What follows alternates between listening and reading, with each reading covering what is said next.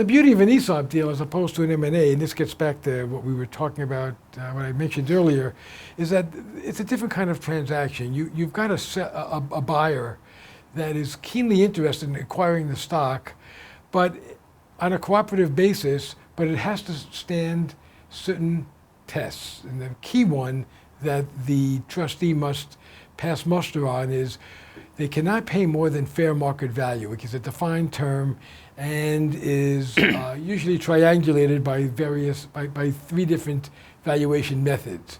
As you can see on the slide, discounted cash flow, which is the typical method, is really taking a set of projections, not necessarily the ones that they're provided with, but ones that they internally generate with their financial advisor on their side. They'll take a look at those projections and they'll make a determination of what they think is an appropriate price. They'll take into account if they can get good information on public market comps. When you're dealing with private companies, which we do exclusively, it's a little bit more challenging because of great differences oftentimes in size, and trying to find companies that are exact fits could be challenging. But they do their best to come up with a population of comparable companies.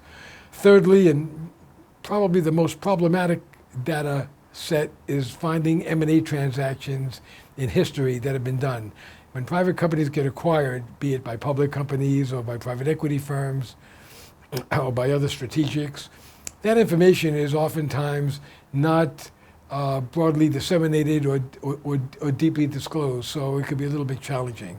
But because ESOPs have been around for a long time and standards have been set, trained financial advisors working with trustees can kind of work through that process. If I could just add something, Steve, on the fair market value, and we're going to get to this a little bit later, but the reason why it's so important that the trustee not pay more than fair market value is because a transaction whereby an owner sells stock to an ESOP is a prohibited transaction because it's between a plan and a party in interest, and there's a specific exemption for sales to ESOPs as long as the ESOP does not pay more than fair market value. Absolutely. So it's all tied into the prohibited transaction rules. Right, which then we'll talk about. Yeah.